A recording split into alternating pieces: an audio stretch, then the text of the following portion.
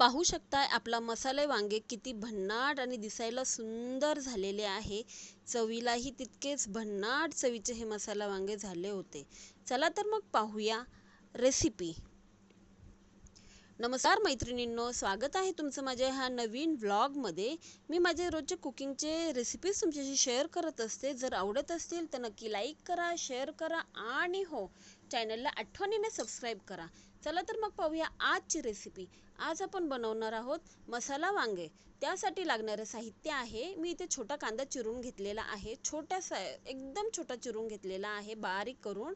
त्यानंतर घेतलेले आहे अर्धी वाटी शेंगदाणे तळलेले, अर्धी वाटी सुकं खोबरे तळलेले आणि हो, इथे मी पाव किलो वांगे घेतलेले आहेत. ते असे मधून 2 कट मारून घेतलेले आहे आणि मिठाच्या पाण्यामध्ये मी ते भिजवत ठेवलेले आहेत.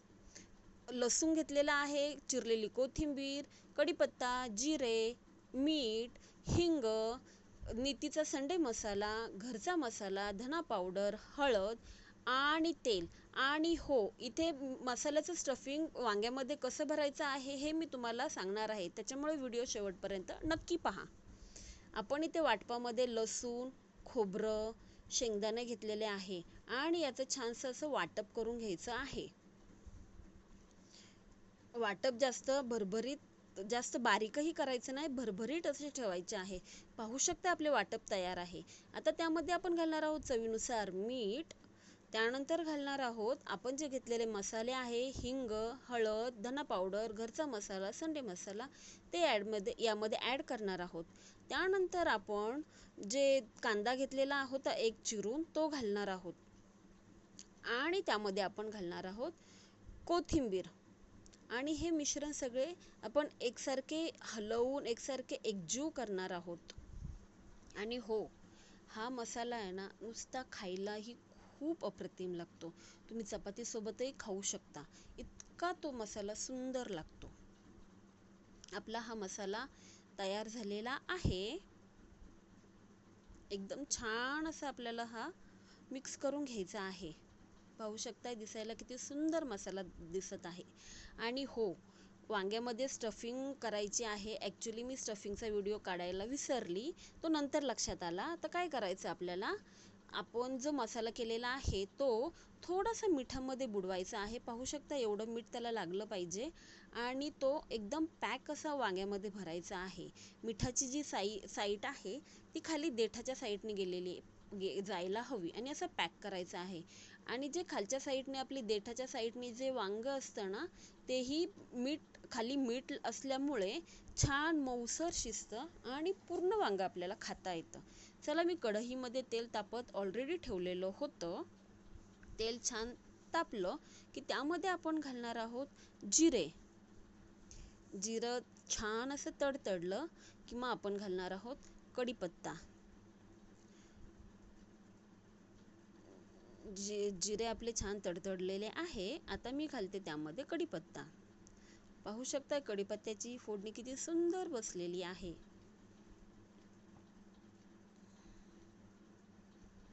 कढीपत्ता तडतडला की त्यामध्ये आपण घालणार आहोत जे स्टफिंग केलेले वांगे आहेत, ते वांगे घालून घेऊया. आणि हो, हे वांगे ना जेवढे आपण लखतफीत म्हणजे फक्त वांगे शिजण्यापुरतेच त्यामध्ये पाणी आपण ॲड करायचे आहे. असं वांगं तुम्ही एकदा करून पहा, चवीला फार अप्रतिम लागते.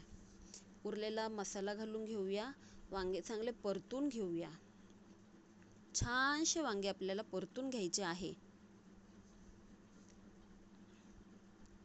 वांग्यातलं स्टफिंग बाहेर निघणार नाही, कारण आपण ते छान व्यवस्थित भरलेले आहे.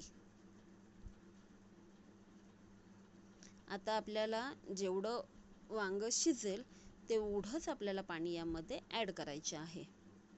जास्त पाणी ॲड करायचे नाही, नाहीतर मग काय होतं, त्यातलं जे स्टफिंग आहे, त्यातला जो मसाला आहे तो बाहेर निघतो आणि फक्त वांगेच खायला राहते. त्याच्यामुळे आपली जी स्टफिंग आहे ती छान राहण्यासाठी अंगापुरतं, इन शॉर्ट अंगापुरतंच फक्त आपल्याला पाणी ठेवायचे आहे त्यामध्ये, जेणेकरून आपले फक्त वांगं शिजण्यापुरतंच त्यामध्ये पाणी राहील. अशा प्रकारे मी बारीक गॅसवर एकदम लो फ्लेमवर हे वांगं झाकण टाकून शिजवून घेणार आहे. पाहू शकताय आपले मसाले वांगे तयार झालेले आहे. दिसायलाही एकदम सुंदर दिसत आहे आणि खायलाही तेवढेच चवीचे आहे. अशा प्रकारे रेसिपी आवडल्यास नक्की लाईक करा, शेअर करा आणि हो, जाता जाता आठवणीने चॅनलला सबस्क्राईब करा. चला तर मग भेटूया उद्या पुन्हा अशाच एका नवीन रेसिपीसह. तोपर्यंत नमस्कार.